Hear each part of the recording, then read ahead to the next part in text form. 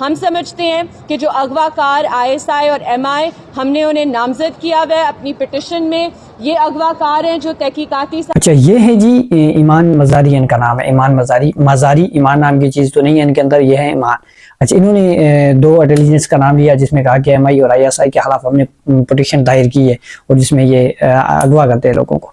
अच्छा, पहली बात तो ये जो लोग जफर एक्सप्रेस के बाद उठाए गए, जहाँ से भी उठाए गए, चाहे वो आज़ाद कश्मीर से, चाहे वो गिलगित बल्तिस्तान से, पंजाब से, खैबर पख्तूनख्वा से, बलूचिस्तान से या सिंध से, जहाँ से भी कोई बंदा भी उठाया गया, वो उठाया गया जो भी अफगानिस्तान में वो इंडिया में राब्ते में था, जो भी दहशतगर्द तंजीमों से राब्ते में था, TTP है या फिर BLA है या राव से इंडियन जो इंटेलिजेंस उससे राब्ते में है, उन लोगों को उठाया गया। वो रियासत का काम उठाना, जो लोग दहशतगर्दी में मुलव्वस हैं, जो लोग उनसे राब्ते में, उनको उठाया जाएगा, उठाया जाता रहा आज तक। अच्छा, उसके बाद इन्होंने कहा जी हमने ISI और MI के खिलाफ पिटीशन दायर की है, इन्होंने हमें हमारे बंदों को उठाने शुरू कर दिया। पहली बात तो ये कि बेटा तुम जो है ना इस टाइम ये बातें कर रही हो, आज़ाद फिर रही हो ना, ये गनीमत समझो।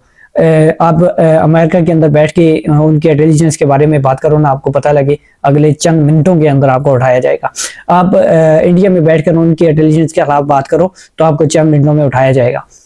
आप किसी भी दुनिया के जो भी है किसी भी मुल्क के अंदर बैठ के आप उनके इंटेलिजेंस के बारे में या उनके किसी भी एहसास अदारे के बारे में बात करेंगे तो आपको जाहिर सी बात है उठाया जाएगा।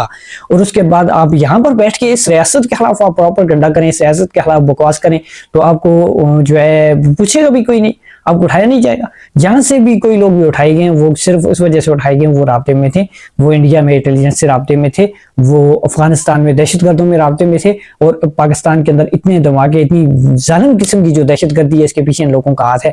इसमें जो है मारंग वो लैंग्वेज जो वो अभी रो रही थी बैठ के कि मैं जो है ना जब मेरी फर्स्ट ईयर सेकंड ईयर की फीस मेरी माँ ने कपड़े बेच के अदा की। अच्छा, उस टाइम जब उसकी माँ कपड़े बेच के उसकी फीस अदा करी थी, उसका बाप कहाँ था उससे कोई पूछे?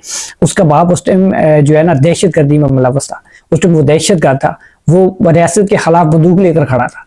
अच्छा, अभी वो कह रही है कि इतनी मैं गरीब थी। तो ये आप इसकी एक तस्वीर देख सकते हैं जिसमें आप इसके हाथ में एक टैब देख सकते हैं, जो लैपटॉप है एप्पल कंपनी का, ये 8 लाख रुपए इसकी कीमत है।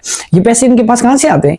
ये इनको राव फंड कर रहा होता है, इनको वैसे जो पाकिस्तान के दुश्मन है वो इनको फंड कर रहे होते हैं कि बकवास करो अपनी रियासत के खिलाफ, भोंग जितना भोंग सकते हो हम आपको फंड देंगे, हम आपको जितने पैसे चाहिए वो उतने देंगे।